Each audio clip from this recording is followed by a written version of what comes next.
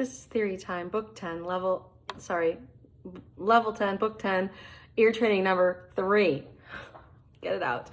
So in question number 1, I'm going to play intervals, ascending or descending from the given note.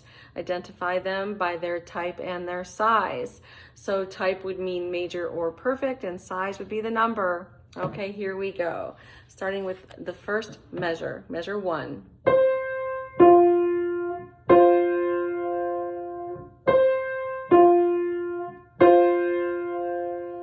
Measure 2.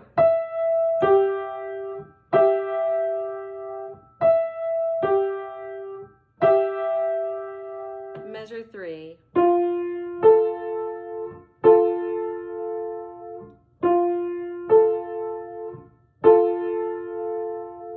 Measure 4.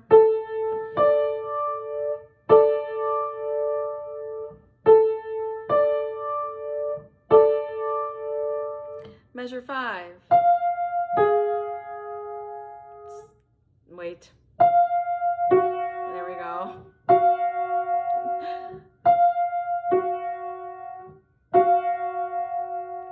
Measure 6.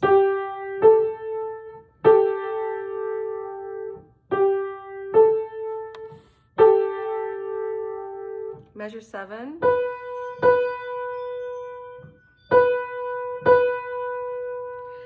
And measure 8.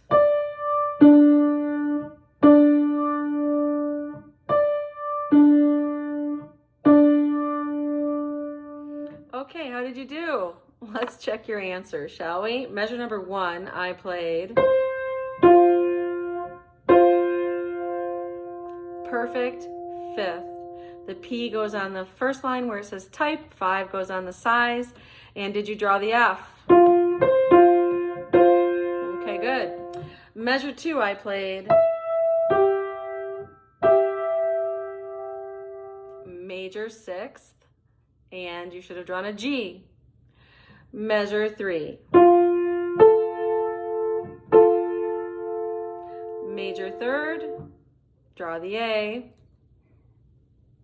For measure 4, I played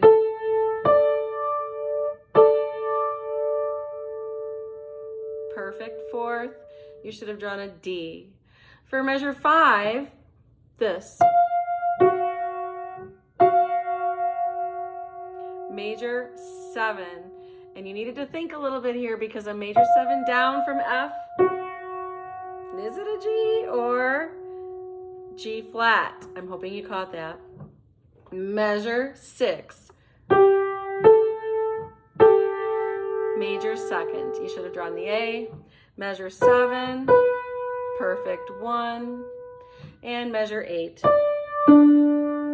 Octave. Perfect 8, right? You should have done a D. Okay, number 2, melodic dictation. The first measure in each phrase is given. This is an 8-measure example. So as we recommend, go through and as I play, just draw the note heads or little slashes.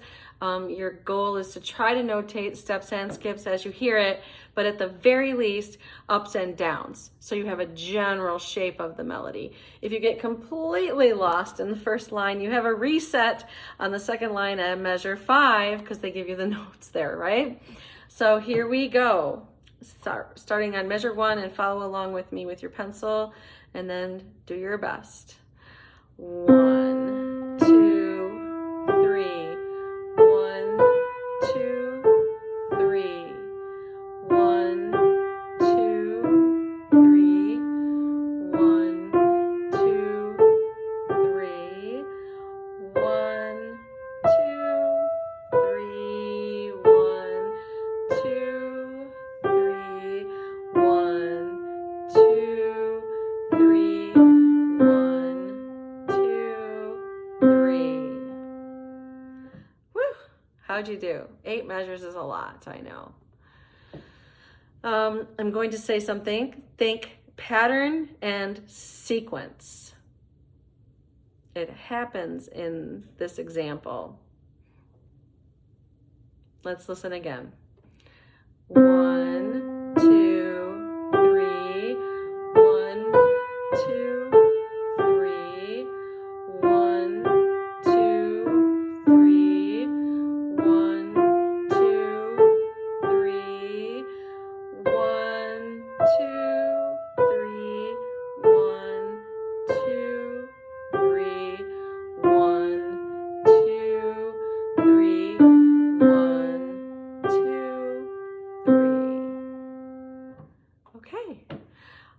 need more time to finish writing it in, or you need to hear it again, please stop now, rewind.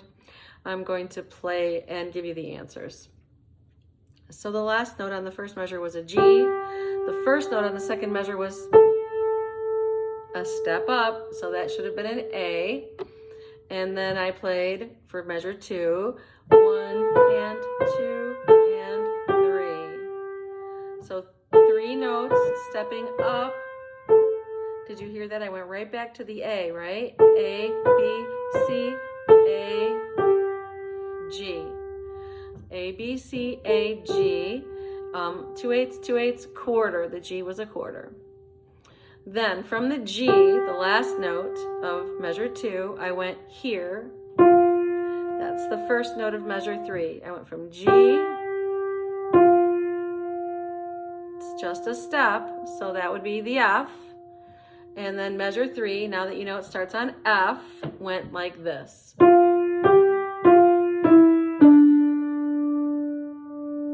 It's easy when it's one measure at a time, right? All right, that was all steps. F, G, F, E, D. All 8 notes except the D was a quarter.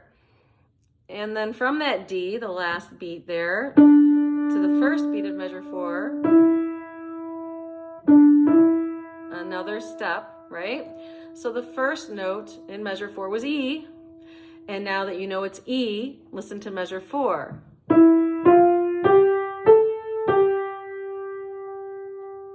All steps. It's just hard when it's a lot in a row and you get them mixed up. You just got to do your best to isolate as you go. But it went E, F, G, A, G, 2/8, 2/8, quarter. The G was a quarter note. Okay, then you get to reset on line 2, measure 5. Now this is where I was hoping you would hear the pattern in the sequence. So the measure they give you, the C, E to B, that's like a third, skips up, goes down a fourth, right? Then I want you to listen to the 3 notes in measure 6.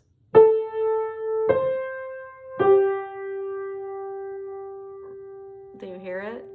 I want you to also listen to the first 3 notes in measure 7.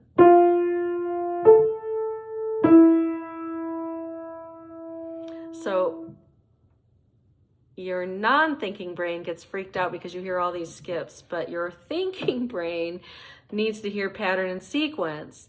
So the first measure, measure 5, went C, E, B, then the first note of the second measure, the 6th measure, went to A, right? Now you do the same pattern. You go up a third, down a fourth. So you should have written A, C, G, exactly the same thing that the 5th measure did. And then from that G, the first note of the 7th measure, down a step, and again, the same pattern. It went F, A, E. Okay, there was an 8th note tacked on, but the first 3 were the same pattern. F, A, E, D, the 4th measure, C. Did you get that interval? Perfect 5th, right? So the last measure was C, G, C. Question number 3, identify the following triads as major, minor, diminished, or augmented. Okay, here we go. Here is the first triad.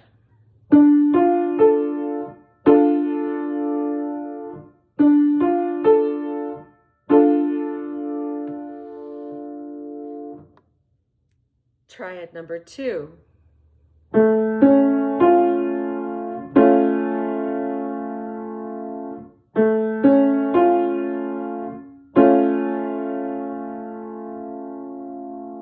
Triad 3.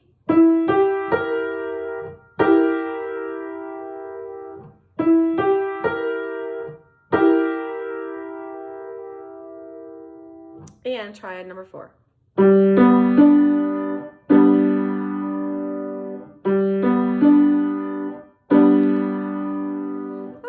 let's check your answers. Minor, augmented, diminished,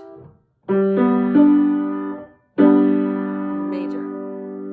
Okay, question number 4 is rhythmic dictation. Now it's your job to just write in the rhythms. So much easier than melodic dictation, right? One less thing to worry about. This is the one where we ask that you just go along and the first time you hear it, you write in the stems or think of them as tally marks. So if in measure 2, you hear me play 4 quarter notes, you would have 4 stems, 4 tally marks. Then when you hear it again, you can go through and tighten up and add your note heads and beams as they apply. So here we go, starting with measure number 1, follow along with your pencil, and then just write the tally marks. Every time I go to a new measure, go with me. Don't get stuck and not hear the whole entire example, okay? 1, 2, 3, 4. 1, 2, 3, 4. 1, 2, 3, 4. 1, 2, 3, 4. Did you stay with me? Measure 4 was a piece of cake. Hopefully you got there. Here it is again. 1, 2, 3, 4. 1, 2, 3, 4. 1, 2, 3, 4.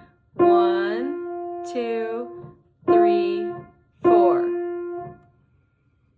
Did you get it that time? Did you get more?